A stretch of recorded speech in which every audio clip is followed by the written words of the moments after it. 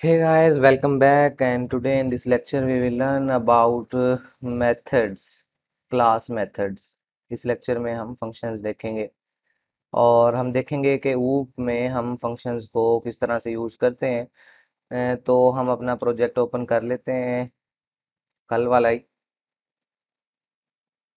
है जी, ये मेरा प्रोजेक्ट था, थोड़ा सा जूम करते हैं। उसके बाद जी हम यहाँ पर आ गए जी। अब हमारे पास दो तरीके हैं फंक्शंस को डिफाइन करने के, एक है इनसाइड क्लास और दूसरा है आउटसाइड क्लास। हम वन बाय वन दोनों करके देखते हैं। ठीक है जी, तो सबसे पहले हम देख लेते हैं कि जी हमने क्या करना है। हमारे पास हमारी क्लास आ गई है जी और हमने अब इस डाटा को अगर प्रिंट करवाना है तो हम यहाँ पे लिख देते हैं जी प्रिंट। ठीक है। और प्रिंट करवाने के बाद, सॉरी, प्रिंट करवाने के लिए हम क्या करेंगे जी, ये फंक्शन की डेफिनेशन मैंने स्टार्ट की है। सिंपली ये जो काम हम यहाँ पे करवा रहे थे ये काम अब हम वहाँ पे करवा लेते हैं। ठीक है। तो हम कह देते हैं जी सी आउट, यहाँ पे हम लिख देते हैं जी ब्रांड ऑफ कार इज, कि जी यहाँ पर हम ब्रांड लिख देंगे। और इसके बाद हम जी सी आउट, नेक्स्ट जो है हमारे पास वो है जी model of the car is. ठीक हो गया जी, ये हमारे पास हमारा मॉडल आ गया। देन लास्ट पर हमारे पास है जी उसका मैन्युफैक्चरिंग ईयर।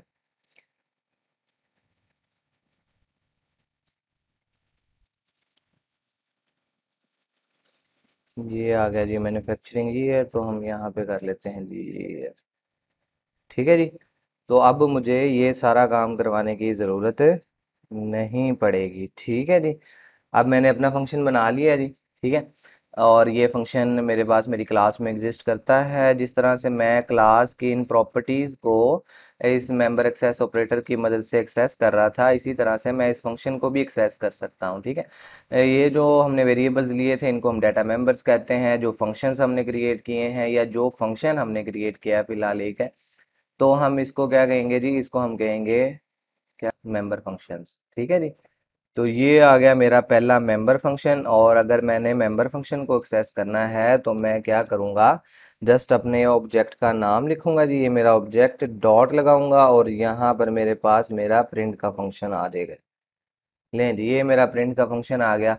तो अब अगर मैं इस फंक्शन को कॉल करता हूँ तो देखते हैं क्या मेरे पास यही वैल्यूज आती हैं। तो हम इसको चला के देख लेते हैं।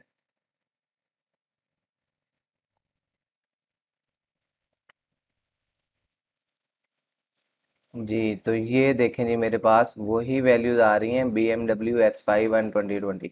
इसका मतलब कि मेरा फंक्शन काम कर रहा है। इसी तरह से अगर मुझे मेरे सेकंड ऑब्जेक्ट की वैल्यूज को भी प्रिंट करवाना है तो मैं क्या करूंगा, ये फंक्शन कॉल करवा लेता हूँ। ठीक है जी। अब हम इस प्रोग्राम को चला के देखते हैं जी, अब ये क्या करता है। लें जी, हम लोगों के पास आ गया जी BMW X5 2020 और सेकंड ऑब्जेक्ट था फोर्ड मुस्टैंग 2019। हमारे पास ये सारी की सारी वैल्यूज आ चुकी हैं। ठीक है। मैंने आपको बताया था कल वाली क्लास में कि जो हमारे पास डाटा मेंबर्स होते हैं वो हमारे पास इंडिविजुअल कॉपी जाती है हर ऑब्जेक्ट के पास, और जो फंक्शंस होते हैं वो हमेशा शेयर्ड होते हैं।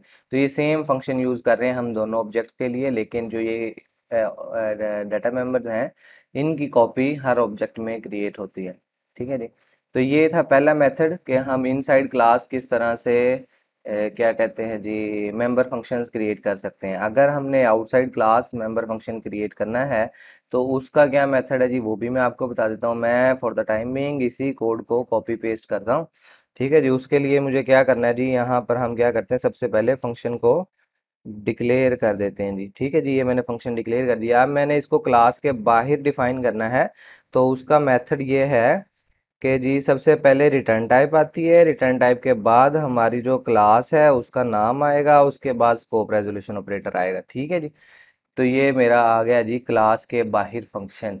अगर मैंने क्लास के बाहर फंक्शन डिफाइन करना है, मैं इसको दोबारा से करके दिखा देता हूँ जी। सबसे पहले फंक्शन की रिटर्न टाइप आती है, देन हमारी जो क्लास है वो आएगी, फिर स्कोप रेजोल्यूशन ऑपरेटर आएगा और हमारे फंक्शन का नाम आएगा जी। और इस तरह से हम काम करेंगे, ठीक है। ये हो गया जी।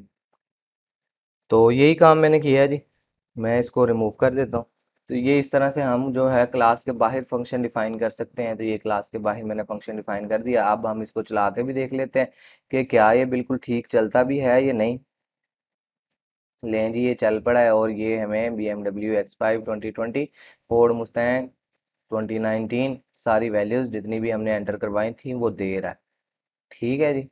तो ये थी हमारी आज की क्लास के हम किस तरह से मेंबर फंक्शंस क्लास में क्रिएट कर सकते हैं और क्लास के बाहर किस तरह से कर सकते हैं। एक्चुअल में हमने दोनों मेथड्स देखे आज, कि मेंबर फंक्शंस क्लास के अंदर किस तरह से क्रिएट करते हैं और क्लास से बाहर किस तरह से क्रिएट करते हैं। और एक और चीज़ जो कि टिप ऑफ द डे है वो ये है कि मेंबर फंक्शन हमेशा पब्लिक होते हैं, ठीक है।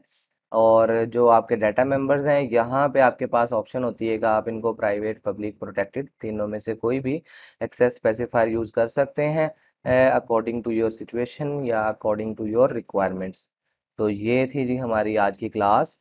तो मिलते हैं नेक्स्ट लेक्चर में। Till then bye.